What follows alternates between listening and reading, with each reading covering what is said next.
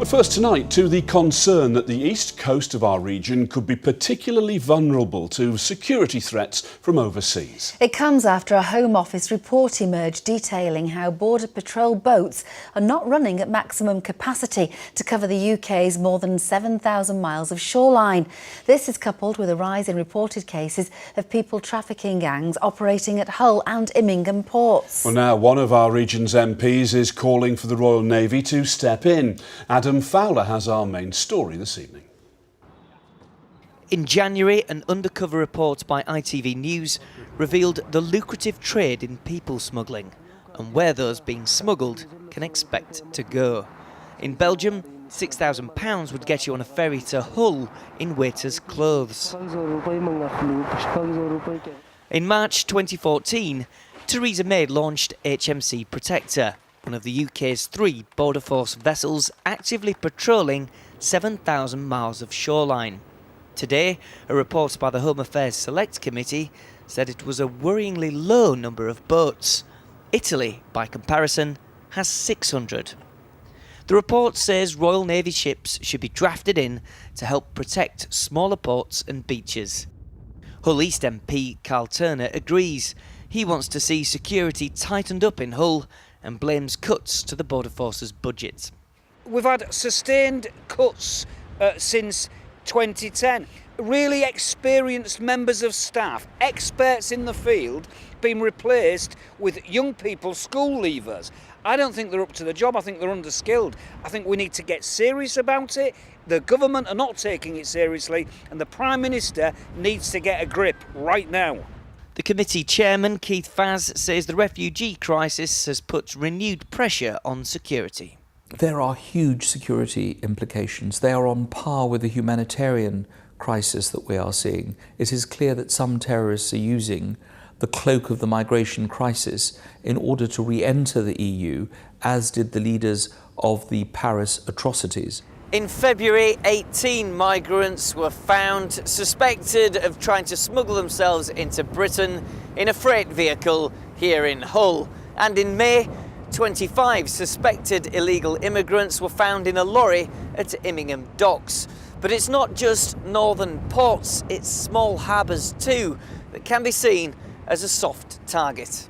What we're seeing is that criminal gangs are now trying new things, one of which is penetration in other ways at smaller ports of entry or across the channel in small boats. Our view and the members' view is that the Border Force does a good job with the assets that it has. There have been a number of incidents that have been reported in the news about migrants increasingly using small boats to cross the channel. I think they're aware of the issues. I don't believe at this stage that there is a deep concern about it from a recreational boating point of view, but clearly they would want to do whatever they can to help Border Force secure our borders.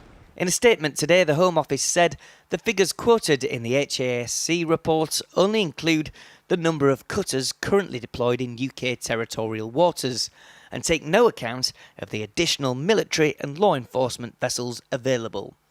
They go on, we are determined to take all necessary action to prevent illegal entry to the UK by any route.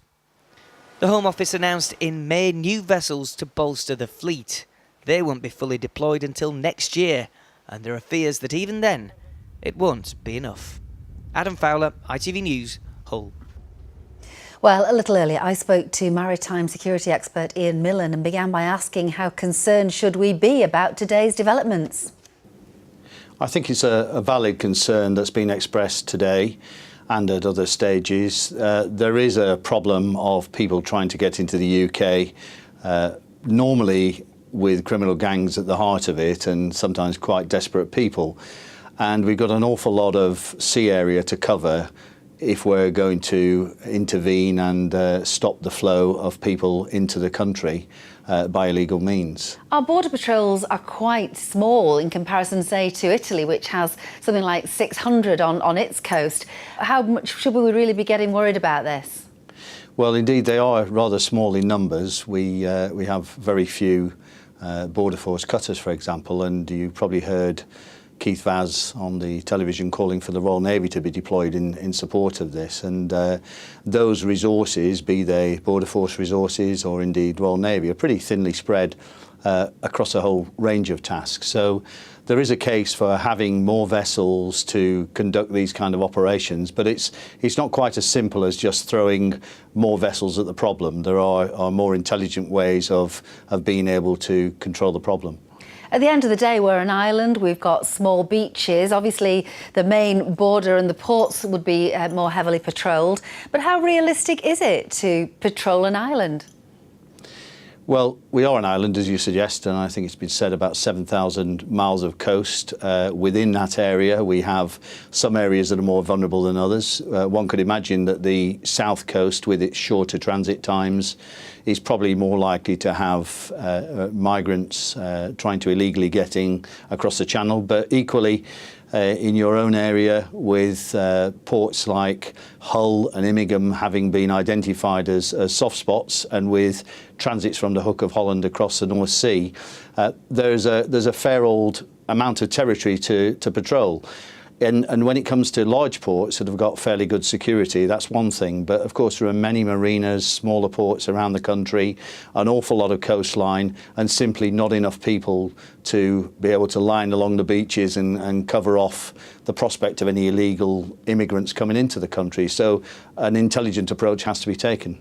OK, Ian Millen, thanks very much indeed for joining us. Ian Millen, Maritime Security Expert. Thank you. Thank you.